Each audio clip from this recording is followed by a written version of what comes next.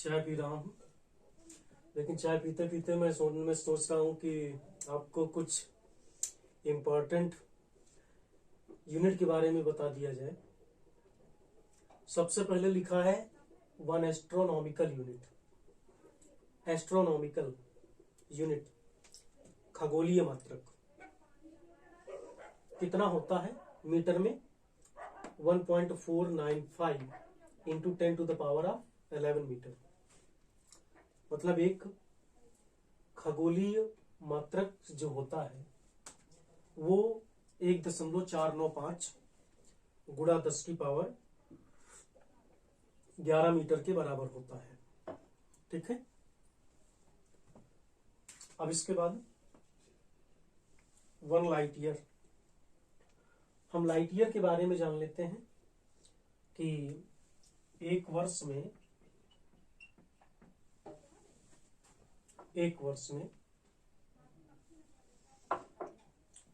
Light जितनी दूरी तय करता है, प्रकाश जितना दूरी चलता है, उस दूरी को 1 लाइट ईयर कहते हैं। और ये जो दूरी होती है 9.46 इंटू 10⁻15 मीटर के बराबर होती है। 9.46 गुणा 10⁻15 मीटर के बराबर होती है। और जब हम इसको 1000 से भाग कर देते हैं तो यही जो दूरी होती है 9.46 गुणा 10⁻12 किलोमीटर बन जाती है। ठीक है। इसके बाद हम मील के बारे में देखते हैं कि एक मील में कितने किलोमीटर होता है। तो आपने सुना होगा गांव घर में कि एक मील 1.5 किलोमीटर के बराबर होता है और 1.5 किलोमीटर में 1500 मीटर होते हैं। लेकिन फिजिक्स में एग्जैक्टली जो 1 मील होता है वो 1500 मीटर ना होके 1600 मीटर होता है। ठीक है ना। तभी जो पैरामिलिट्री या जैसे एयरफोर्स है, आपके नेवी वगैरह हो गया, उसमें 1600 मीटर की रेस आती है 8 मिनट की, वो 1 मील होती है, एग्जैक्टली 1 मील होती है। तो हाउ मेनी किलोमीटर्स इन 1 मील? एक मील में कितने किलोमीटर होते हैं? तो 1.6 किलोमीटर, मतलब कि 1600 मीटर। ठीक है। 1600 मीटर होता है। बैरल क्या है? बैरल जो है लिक्विड मापने का यूनिट होता है। और लिक्विड को जो है हम लोग लीटर में मापते हैं, मेजरमेंट लीटर में करते हैं। तो एक बैरल में 159 लीटर होते हैं 1 बैरल में। ठीक है। 1 मीट्रिक टन जो होता है वो 1000 किलोग्राम के बराबर होता है। 1000 किलोग्राम मतलब 10 कुंटल के बराबर होता है। 1 मीट्रिक टन में 10 कुंटल होते हैं। ठीक है। 1 कुंटल में कितने किलोग्राम होते हैं?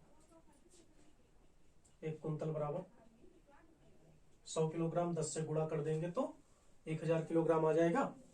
और 1000 किलोग्राम मतलब 1 metric ton is equal to कितना? 10 कुंटल मतलब 1000 किलोग्राम। ठीक है। तो 1 मीट्रिक टन में 1000 किलोग्राम होते हैं। इसके बाद आते हैं जमीन की माप करते हैं। 1 हेक्टेयर। 1 हेक्टेयर में 2.5 एकड़ होता है, 2.5 एकड़। ठीक है। और अगर इसको हम स्क्वायर मीटर में, क्योंकि ये जमीन एरिया में मापी जाती है, तो 10,000 स्क्वायर मीटर होता है 1 हेक्टेयर। तो ये मैंने बताया कि कुछ इंपॉर्टेंट यूनिट्स हैं, कुछ महत्वपूर्ण मात्रक हैं जिनके बारे में हमने चर्चा की। और अब हम और चर्चा करते हैं पूरक मात्रकों के बारे में। पूरक मात्रक में एक बढ़िया मात्रक होता है रेडियन। रेडियन कोण का मात्रक होता है। क्या होता है? कोण का मात्रक होता है, द यूनिट ऑफ एंगल। कोण का मात्रक। तो हम पूरक मात्रक के बारे में जो चर्चा कर रहे हैं, रेडियन के लिए देखिए मैंने एक वृत्त बना दिया। इसका केंद्र क्या है? ओ है, सेंटर ओ है। हम यहां से एक त्रिज्यखंड काट लेते हैं, सेक्टर निकाल लेते हैं। अरे सेक्टर या त्रिज्यखंड को हम ऐसे समझ सकते हैं जैसे तरबूज में क्या किया जाता है कि चाकू से एक त्रिभुज के आकार का निकाल लिया जाता है ना, बाकी जो बचता है ये हो जाता है आपका सेक्टर जो बड़ा होता है। इसको मेजर सेक्टर कहते हैं, इसको माइनर सेक्टर कहते हैं। ठीक है, तो हम यहाँ पे कोण की बात कर रहे हैं। ये कोण है, क्या है, ये कोण है। और ये क्या है, ए बी। ए बी क्या है, ए बी चाप है। क्या है, चाप। इसको आर्क बोलते हैं। और ये ओ ए और ओ बी ये दोनों बराबर होंगी और इनको त्रिज्या कहते हैं। क्या कहते हैं, त्रिज्या कहते हैं। ठीक है, तो कोण बराबर होता है चाप बटे त्रिज्या। क्या होता है, चाप बटे त्रिज्या। Angle, angle is equal to arc upon radius. त्रिज्या को रेडियस बोलते हैं। ठीक है, क्या बोलते हैं, रेडियस बोलते हैं। अब यही एंगल है, इसको थीटा। अब आर्क का मीटर होता है, रेडियस का मीटर होता है, तो ऐसे तो मीटर की एंगल का कोई यूनिट नहीं होना चाहिए, लेकिन हम एंगल को डिनोट करते हैं रेडियन से। तो ये कोण का मात्रक होता है रेडियन। ठीक है, और इसके बाद आता है एक स्टेरेडियन। स्टेरेडियन घन कोण का मात्रक होता है। काहे का मात्रक होता है, घन कोण का मात्रक होता है। ठीक है ना, और घन कोण को हम लिखते हैं ओमेगा से। ओमेगा इज इक्वल टू 4 पाई होता है। ठीक है, स्टेरेडियन।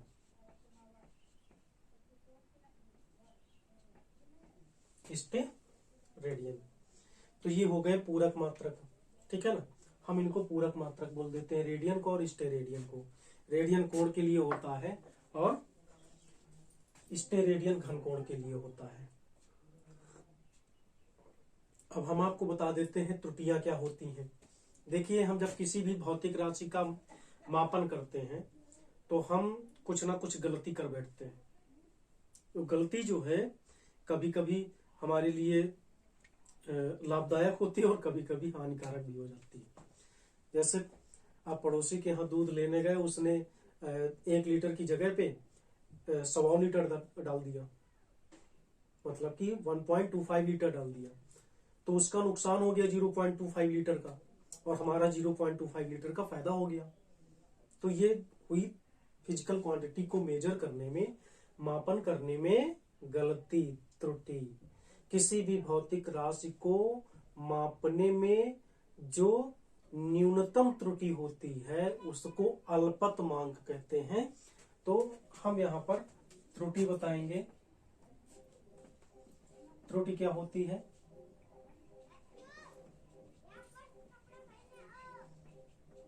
भौतिक राशि को मापने में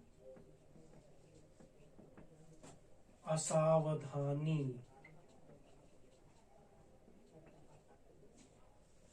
को त्रुटि कह देते हैं। ठीक है ना, और यही जो त्रुटि जब न्यूनतम होती है तो न्यूनतम त्रुटि को क्या कहते हैं, अल्पतमांक। किसी भी भौतिक राशि को मापने में होने वाली न्यूनतम त्रुटि को अल्पतमांक कहते हैं। ठीक है ना, अब इसी जो त्रुटि को हम अगर 100 में मापे, 100 गलतियों में से हमने कितनी गलतियां की, 1, तो 1% की त्रुटि। 100 में से 40 गलतियां की तो 40% की त्रुटि। और जैसे घर में कह देते हैं ना, जैसे कि गार्जियन वगैरह, अगर आपने गलती की तो मार पड़ेगी, 100 गलती की तो मैं 50 डंडे मारूंगा, 50% की त्रुटि हुई। ठीक है ना, ये परसेंटेज। चलते हैं परसेंटेज इधर बता ही देते हैं।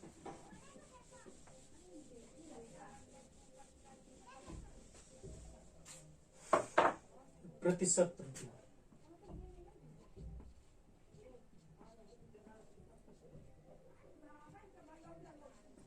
भाई कोई भी मापन किया x, कोई माप किया x, और x माप करने में यहां पे त्रुटि कितनी हुई, डेल्टा x, माप कितनी किया x, मतलब कोई मान लीजिए जैसे ये कोई छड़ है और इसकी माप है, इसकी एग्जैक्ट वैल्यू है AB x मीटर, और हम इसको माप रहे हैं और इसमें त्रुटि कितनी आ गई, एरर कितनी हो गई, डेल्टा x। तो जो इसका रिलेटिव एरर होगा, भिन्नात्मक त्रुटि जो होगी,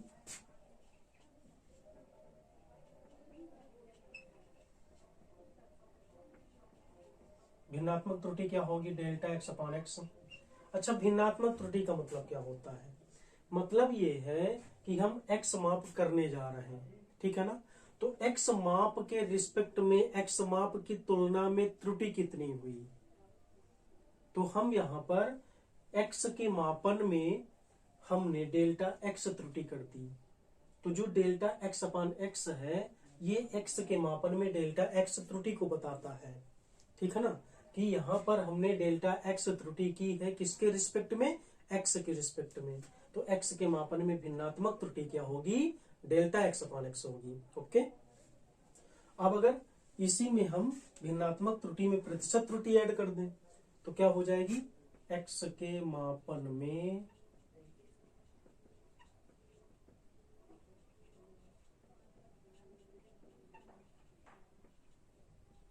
भिन्नात्मक प्रतिशत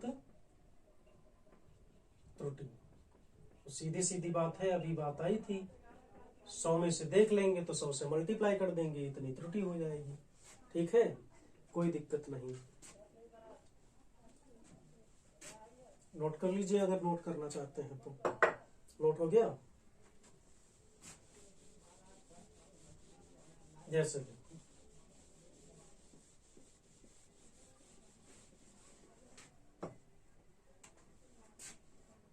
ये भी कोई छड़ है, 20 सेंटीमीटर इसकी लेंथ है, क्या है, 20 सेंटीमीटर इसकी लेंथ है, और इसको मापने में जो त्रुटि हो जाती है वो 0.1 सेंटीमीटर की होती है, कितनी होती, 0.1 सेंटीमीटर की होती है। हमें प्रतिशत त्रुटि निकालनी है, तो प्रतिशत त्रुटि क्या होगी, परसेंटेज एरर क्या होगा, फार्मूला रखे डेल एक्स अपान एक्स इंटू 100, डेल एक्स की जगह पे 0.1, एक्स की जगह पे 20 अप इंटू 100 कर दिया, यहां से पॉइंट हटेगा, नीचे 0, ये 2 जीरो से 2 जीरो कट गया, 1/2 मतलब 0.5% की त्रुटि, बहुत कम त्रुटि, 1% भी नहीं।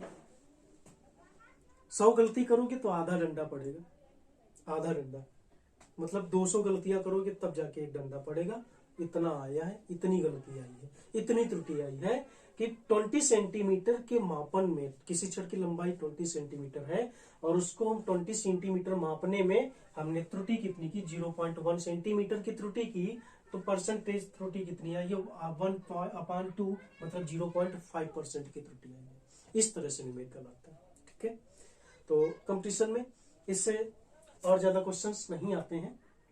जैसे एक क्वेश्चन आ सकता है, गुरुत्वाकर्षण जी की वैल्यू जो होती है 9.8 मीटर पर सेकेंड स्क्वायर होती है, और कोई कोई जो है इसको 10 मीटर पर सेकेंड स्क्वायर माप देता है, ठीक है ना, तो यहां से डेल एक्स कितना हो जाएगा, 10 में 9.8 को माइनस किया, तो 10 में जब 9.8 को माइनस करेंगे तो कितना आ जाएगा, 10.0 9.8, 10 में 8 गया 2, ये यहाँ पे 0, तो 0.2 हो गया, ठीक है ना, और x कितना, एग्जैक्ट वैल्यू कितनी है 9.8 है, तो हम परसेंटेज इधर लगाएंगे, डेल एक्स अपान एक्स इंटू 100, डेल एक्स की जगह पे कितना वैल्यू है ये 0.2, एक्स की जगह पे 9.8 इंटू 100, पॉइंट कट गया, 2 से काटा ये 49 आ गया, अब 100 अपान 49 करेंगे तो कितना आएगा 2.04, तो इतने परसेंट आ जाता है। तो मतलब कि कहीं कहीं पे लोग जो है जी की वैल्यू को 10 मीटर पर सेकेंड स्क्वायर माप देते, होती है एग्जैक्ट वैल्यू 9.8 मीटर पर सेकेंड स्क्वायर है। तो जी के मापन में जो परसेंटेज इधर आता है वो कितना आता है, 2.04% आता है। तो हम परसेंटेज हमने बता दिया। अब हम चलते हैं राशियों की तरफ। कुछ ऐसी राशियां होती हैं जिनको जो है व्यक्त करने के लिए दिशा की आवश्यकता ही नहीं होती है, और कुछ ऐसी राशियां होती हैं जिनको व्यक्त करने के लिए दिशा की भी आवश्यकता होती है। तो हम इनमें अंतर बताएंगे, सीखेंगे, पढ़ेंगे। हमसे किसी ने ये पूछा कि भाई साहब ये जो डिस्टेंस है हम इसको किस में मापें, दूरी को किस में मापें। तो जाहिर सी बात है कि दूरी जो है वो एक स्थान से दूसरे स्थान तक के तय किए गए रास्ते की लंबाई। अब दूरी जो है हम एक स्क्वायर में माप सकते हैं, आयताकार माप सकते हैं, एक पूरे गोले में माप सकते हैं, राउंड में, ठीक है ना। जैसे किसी मैदान की लंबाई हो गई, तो हम गोल गोल घूम लेते हैं 4 चक्कर, एक चक्कर 400 मीटर का होता है, तो 4 चक्कर 1600 मीटर हो गए, तो दूरी ही तो है। तो इसमें मतलब कि बहुत ज्यादा जरूरी नहीं है कि हम यहाँ पर किस दिशा में माप रहे हैं, हम केवल माप रहे हैं क्या, मैग्नीट्यूड, परिमाण माप रहे हैं। और जब केवल परिमाण की आवश्यकता होती है, no need to any direction, जहां पर कोई डायरेक्शन की जरूरत नहीं होती है, किसी भी भौतिक राशि को मापने के लिए केवल अगर परिमाण की आवश्यकता है तो हम उस राशि को अदिश राशि कहते हैं।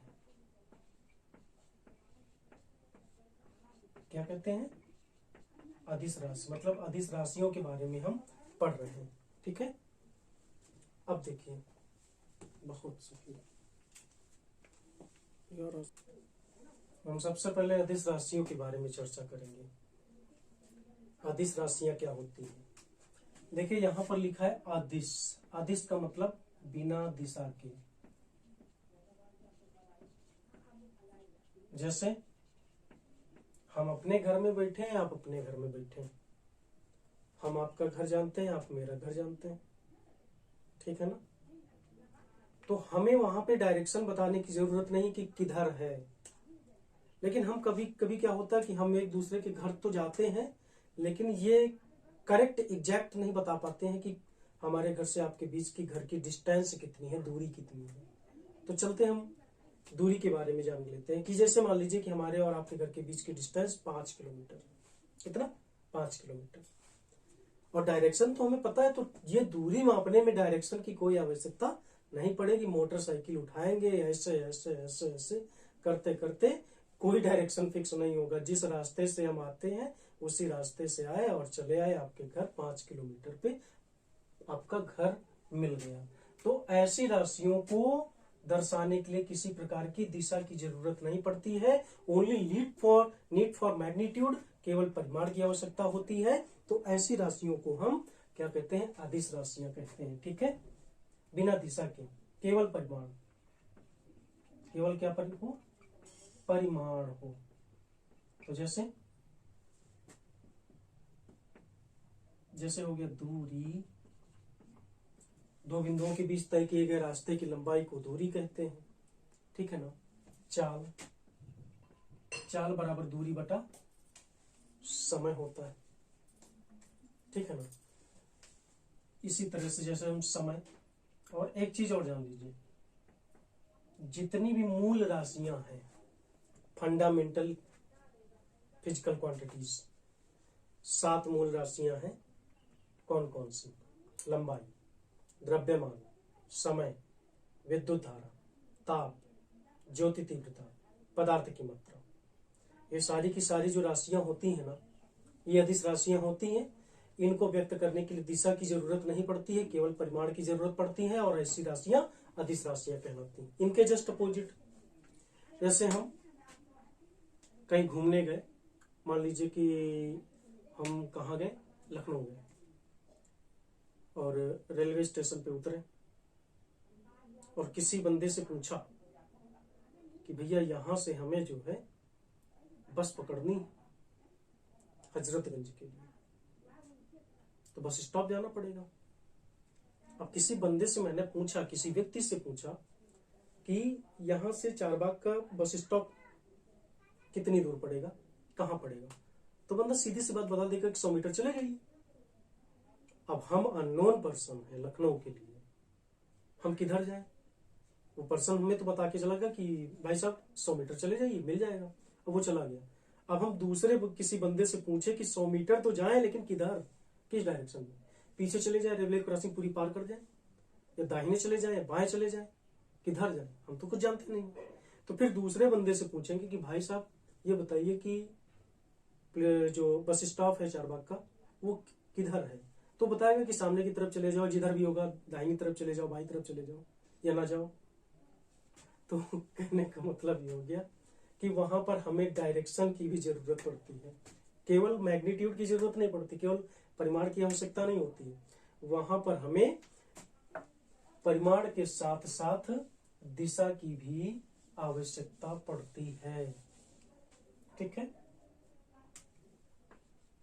ऐसी राशियों को सदिश राशियां कहते हैं। सदिश दिशा के साथ साथ ऐसी राशियां जिनमें परिमाण भी हो और दिशा भी हो, ऐसी राशियों को हम क्या कहते हैं? सदिश राशियां कहते हैं। जैसे विस्थापन, त्वरण, बल, इसी तरह से बहुत सारी राशियां हैं जिनको व्यक्त करने के लिए परिमाण की भी आवश्यकता होती है और दिशा की भी आवश्यकता होती है। ठीक है ना?